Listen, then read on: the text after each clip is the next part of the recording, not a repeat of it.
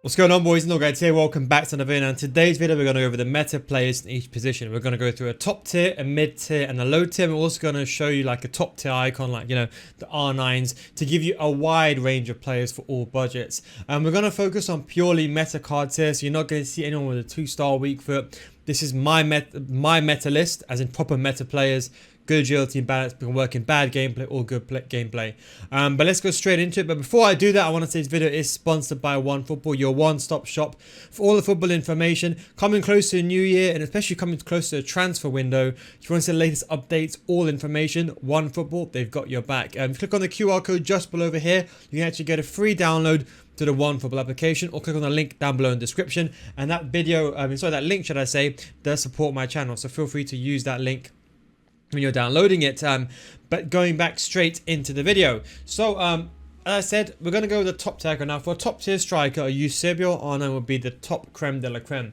Then an affordable option would be someone like Mbappe, 5-star, 4-star, one, the best players in the game, has everything you need, the pace, the shooting, the passing. It has a pretty good job. Actually, 85 short pass. It's not that many strikers that have 85 short passing, top tier dribbling, and the physicality. Probably one of the best cards you can get. He does cost about a mil, or hopefully will float around $1 million. Right now he is around about 900k, but definitely one of the top tier cards in the game. And then move over to Ronaldo, which is actually very cheap. I was talking about 350k. Now, Ronaldo was one card that I wanted a 50-50 put in. I think someone like Signature Ben Yedder would be a really good card as well, because Ronaldo does like agility and balance, but no doubt he's still a top tier player. And for only 350k for a mid tier card, he's definitely worth it as one of the best cards that you can get price performance wise. And then we move over to David. Now again, David is another new card, a new edition, the wild cards, and he was actually going for pretty cheap. He actually, unfortunately, when people realize he's actually not meant to be that cheap, his price did hike up. But he was around about 90k at one point. But of course, he has a 5-star skill move. 3-star skill moves, 5-star weak foot, top tier agility, balance, pace, shoot. Now, everyone always asks me, if someone's got a 3-star weak foot, skill moves, that may not a meta player. Well, let's be honest. Hardly anyone uses 4-star skill moves in the grand scheme. Maybe you might, but the average player doesn't. That's the truth. So yes, for you, you might prioritize 3-star skills, but I would rather have a guy with 1-star skill moves that has got a 5-star weak foot, has got pace, shooting, passing, dribbling, and the physicality. That's just my personal opinion. But of course, if you need a 4-star skiller, you can always use someone like Ben Yedder if you want to. So that is that card. And then what we're going to do is we're going to quickly move across now. So we have the left wing now. So we're going to go in a 4-4-2 system. Ginola, one of the best cards this year, a new edition this year. Top tier card because he does have that 5-star, which is very important. 1.2 million, so he is quite expensive. But he's got the balance, which is iffy-ish. Can get the job done. I would like it to be 99, but then that would be probably one of the best cards in the game at 5-star. The Neymar with a better shooting, with better physicality, you can argue. Does lack the dribbling compared to Neymar, but everything else, he's much better. 5-star, high medium, one of the best cards in the game. There is no doubt about that. Then move over to the main man himself, Mr. Neymar. Right now, I bought him for 458. I think as it stands, he's 3.7. Oh no, so he's 400k. He was 380. Still one of the best cards in the game. He has been nerfed. 5-star. He has been nerfed. He's not the Neymar as he was last year, but that high composure, I use him with a finisher in striker as opposed to a hunter. He does like that pace, but as a finisher, he actually has a very good job at shooting. I still prefer him in striker. I do have Martial on my team. I still prefer Neymar. I think it's that high composure and just that Neymar card, but one of the best dribblers in the game. There's no doubt about that. On the lower end, if you thought there was anyone else here, of course, it's going to be my main man, Son. One of the best cards in the game, period. You can see his stats for me. With this Son card, I would say you can get the likes of Jota if you've got the money for it, but Jota has increased very much in price heavily. But if you're talking about a top tier icon, you're looking the likes of Ronaldinho, or maybe even the in-form Neymar variation. But then we're going to move over swiftly across to the right wing. Now, to the right wing, unfortunately, if we're talking about the very top end, you do have the Garrincha, the George Best, but there isn't that many good right wings in the game. I think Messi is still one of the best cards. It's hard to debate whether he's high tier or low tier because Dembele is actually more expensive than Messi, so either one of these two players. Dembele's got the 5-star, where Messi doesn't really have the 5-star, but he's got everything you do want. The stamina's a bit iffy, but you put him on stay forward, that normally resolves most of the issues with a hunter. He's still a top tier card. And the Dembele with the 5-star, 5-star, definitely still one of the best cards in the game. Unfortunately, there's not many good right wings in the game. We do have numbers up. Di Maria, but he does have a 2-star weak foot, so we haven't very much included him. But you do have the George Best. On the very cheaper end, you do have the likes of Joe Cole. Joe Cole does go for 80k. And if you're looking for someone at about the low to mid range, I think just Chiesa card is actually quite a good one. He is in a Serie A, which many teams of you guys don't have, but with the Cuadrado Super Link, Green Link, should I say, to Cuadrado, one of the best cards you can get probably as a right wing in the game for 150k. Top tier pace, shooting, passing, dribbling, physical. I think it speaks for itself. 4-star, 4-star, 5'9", perfect for left mid and right mid into your team. And apart from that, there isn't really anyone else. If you're talking about the very, very cheap end, you can get the Tecatito card. I'm pretty sure everyone knows who Tecatito is. Probably the best performance rated card for price in the game. 15k for that Tecatito card is an absolute steal. One of the best cards in the game costs 15k. It's pretty much a joke. Then we go over to the centre mid. If you're talking about the top tier centre mid, you have the Hullets, you have the Vieiras, of course. Base Blanc is a good CDM if you can't afford let's say someone like Vieira. And if you're looking for an attacking centre mid, someone like Mateus might be a good option as well, or something like Ballack. But if we're talking about under a mil, I think Renato Sanchez definitely warrants the cards, one of the best centre mids in the game. 4-star, 4-star, high. The agility balance, it's hard to get a midfield that has that, but definitely one of the best centre mids. And don't forget, in cams, I always play strikers there, so I never actually play centre mids in cams. Unless it was Hullet, for example, but even then, you'll still be centre mid for me. Most of my formations, all the time, a cam is always a second striker, always, because they do a 1-2 to the striker and they run past the striker. But one of the best centre mids in the game, without a shadow of a doubt. Then we move over to Llorente. That is 2. The signature Llorente is a bit better with a better balance. This guy is too good. I cannot explain to you. I think he's probably the best gold card in the game. No joke. For centre mid. 11k he costs now. He's so good that every single time I don't have him, I keep putting him back in. You know, on my other accounts, I tried other cards. I tried SCNs. I tried Mateus even. And for some reason, I just prefer this Llorente card. I don't know why, but he's just so broken. I can only imagine it's the sprint speed that makes him so good. Even as a sub, if you haven't got this card, you should most definitely buy him. One of the best cards in the game, without a shadow of a doubt.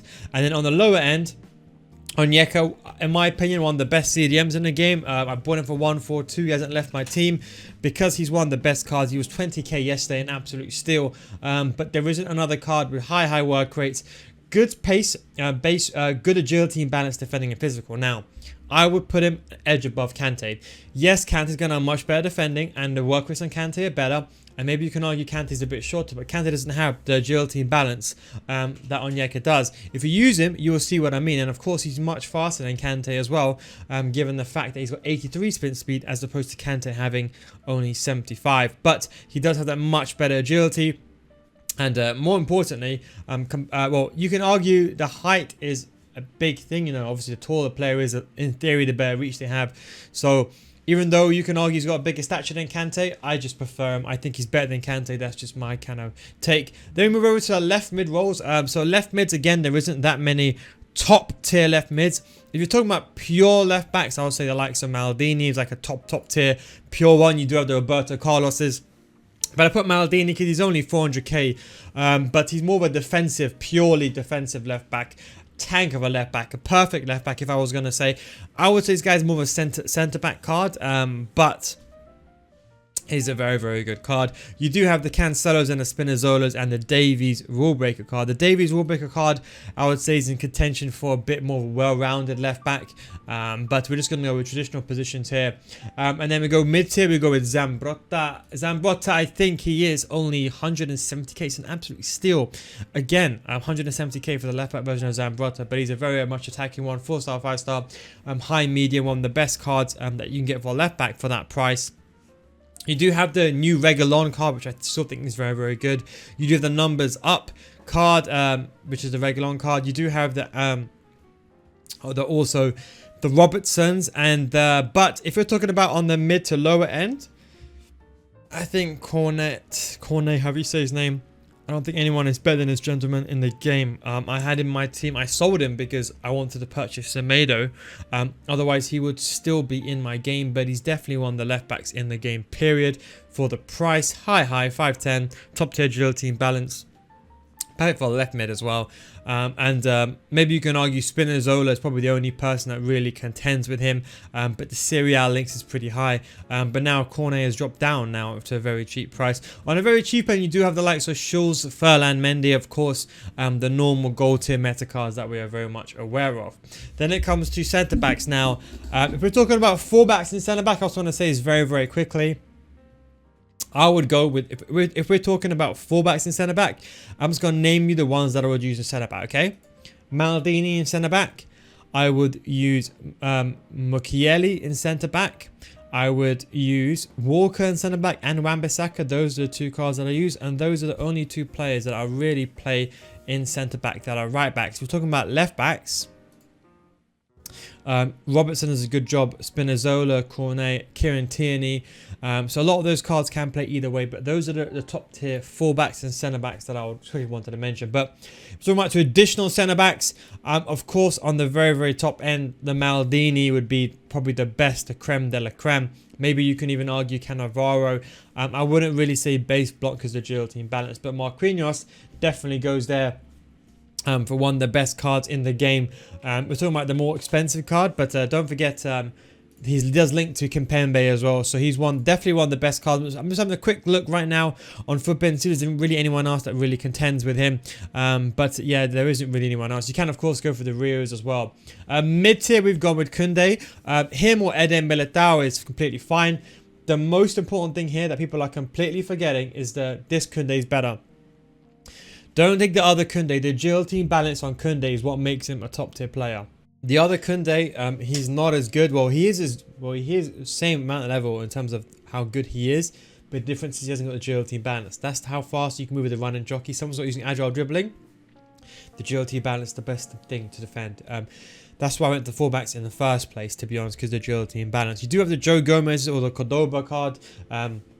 But Koundé does have that 5'11" height, high defensive work rates and agility and balance. So I would probably put him in front of Marquinhos if it was up to me. Because Marquinhos does like that agility balance, but that's just my take. On the low end, you do have the likes of Varane, Kimpembe. On the very low end, you do have like the gold Joe Gomez. The Jallo card is actually very good as well. And whoever tells you to get, I think people keep raving on about Ruben Diaz. Whoever tells you about that, I genuinely think they're trying to sabotage you. I can't believe people are actually recommending Ruben Neves. The guy has, even his signature card has 76 sprint speed and 63 balance. I genuinely think in this community, some of these content creators out there just generally sabotage everyone. Because why would anyone use that card? I have absolutely no idea. But anyway, I just wanted to mention that. Right backs, again, there isn't any creme de la creme right backs in the game, not until team of the season anyway, so it's quite a bit far away. I'll make an updated video when it comes to around team of the season. In fact, maybe I'll do a monthly video. Let me know if you want to see a monthly video down below in the description. But the right backs, you know, you're talking about, I would say Alberto over Cafu, personal opinion. You do have the top tier of the Zambrotas, but that is pretty much it.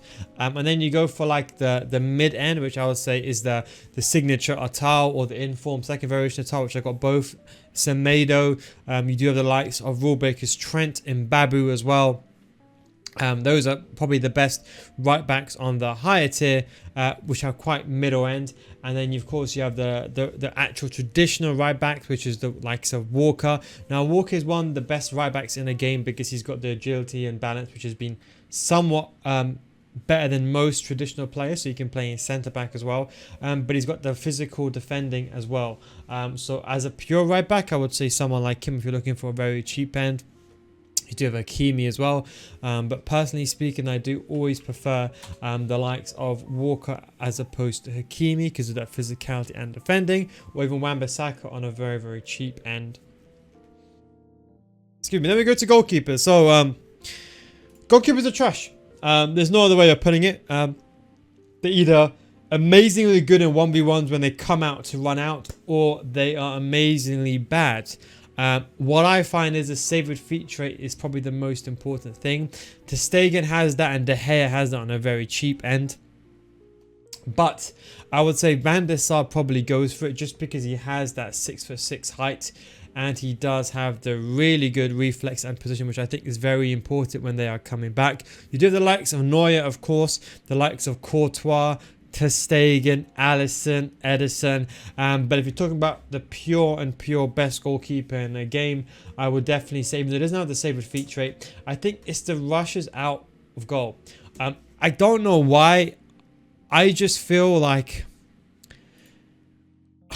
I don't really understand goalkeepers this year. I don't even think EA understand goalkeepers this year, because I'm